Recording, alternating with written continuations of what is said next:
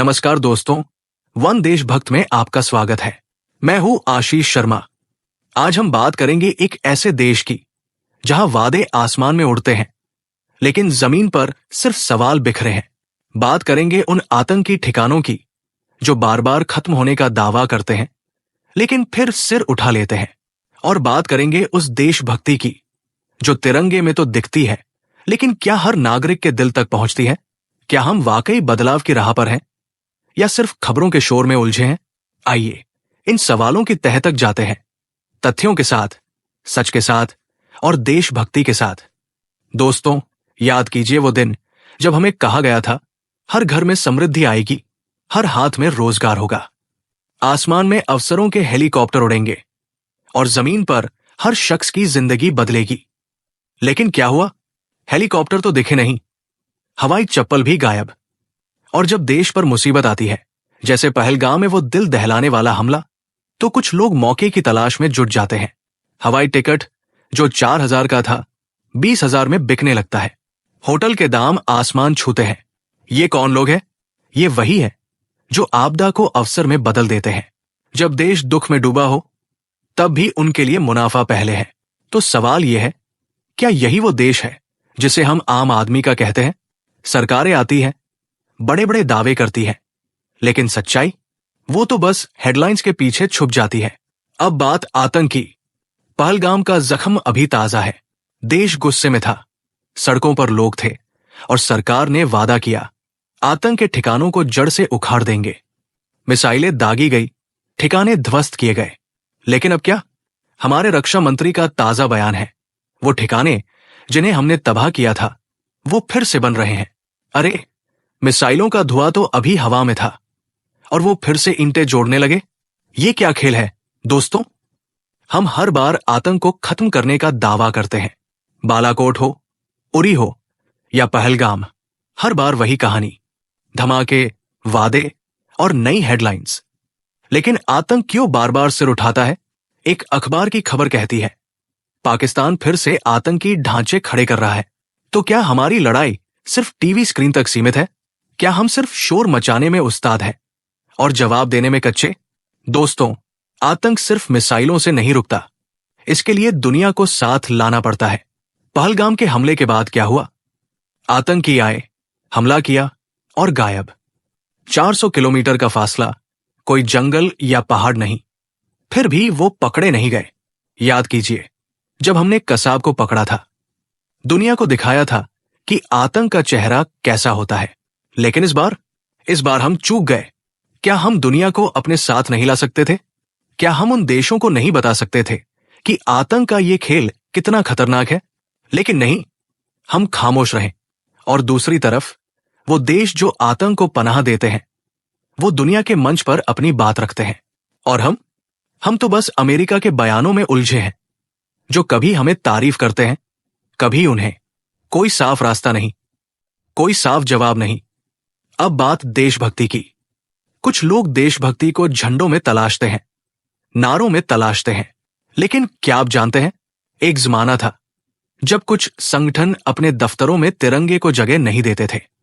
हां, वही तिरंगा जिसके लिए आज हम सीना ठोकते हैं। तो देशभक्ति का मतलब क्या है? सिर्फ झंडा लहराना या देश के हर नागरिक के लिए इंसाफ और अवसर सुनिश्चित करना? संविधान जो हमें एक रखता है, उसकी बात आती है तो कुछ लोग चुप हो जाते हैं। लेकिन संविधान तो वही है जो हर भारतीय को हक देता है, चाहे वो किसी भी धर्म, जाति या इलाके से हो। और फिर जब आतंक का सवाल आता है तो हर बार वही कहानी। हमले होते हैं, हम जवाब देते हैं और फिर वही सिलसिला। लेकिन सवाल वही, आतंक का असली जवाब क्या है? मिसाइलें या कुछ और?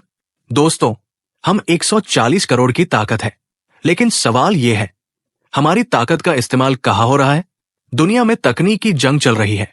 कुछ देश खनिजों पर कब्जा कर रहे हैं, कुछ ऊर्जा और संसाधनों की खोज में आगे हैं। और हम तहखानों की बात कर रहे हैं, पुरानी कहानियों में उलझे हैं। क्या यही हमारा भविष्य है? अल्लामा इकबाल ने कहा था, श्री राम इमाम हिंद है। ये देश हर दिल में बसता है, लेकिन क्या हम उस देश को बचा पा रहे हैं? हमारी ताकत हमारी एकता में है, हमारे अवसरों में है, लेकिन अगर हम सिर्फ हेडलाइंस के पीछे भागते रहे तो क्या होगा?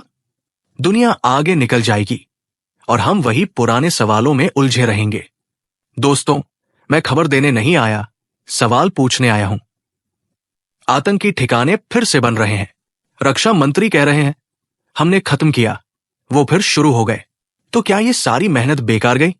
हम तिरंगा यात्राएं निकालते हैं, विजय का शोर मचाते हैं, लेकिन सच्चाई वो तो कहीं पीछे छूट जाती है।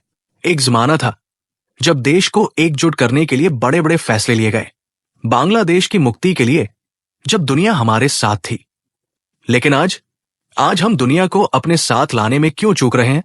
वन देशभक्त का मकसद यही है, सच को सामने लाना, सवाल पूछना। अल्लामा इकबाल ने कहा था, ना समझोगे तो मिट जाओगे ए हिंदुस्तान वालों, तुम्हारा नाम भी ना होगा दास्तानों में। ये शेर आज भी हमसे सवाल पूछता है। तो उठिए, सोचिए और पूछिए, हमारा देश कहाँ जा रहा है? आतंक का जवाब सिर्फ मिसाइलें नहीं, कूटनीति भी है। ताकत सिर्फ झंडा नहीं, अवसर भी है। दोस्तों, हर बार जब कोई हमला होता है हम गुस्से में आते हैं। सरकार वादे करती है, मिसाइलें दागती है और फिर वही सिलसिला। आतंकी ठिकाने बनते हैं, हम ध्वस्त करते हैं और वो फिर बनते हैं। ये चक्र कब टूटेगा? क्या हम सिर्फ हेडलाइंस के लिए लड़ रहे हैं या वाकई आतंक को जड़ से उखाड़ना चाहते हैं? और दुनिया, वो तो बस देख रही है। कुछ देश आतंक को पनाह देते हैं और हम उनसे दोस्ती की बात करते हैं। कुछ देश हमें तारीफ करते हैं और हम उसी में खुश हो जाते हैं। लेकिन सच्चाई वो तो कहीं पीछे छूट जाती है। दोस्तों, ये देश हमारा है, 140 करोड़ की ताकत हमारी है। लेकिन अगर हम सवाल नहीं पूछेंगे, अगर हम सच का पीछा नहीं करेंगे, तो कौन करेगा? वन देशभक्त सिर्फ एक चैनल नहीं, एक मिशन है।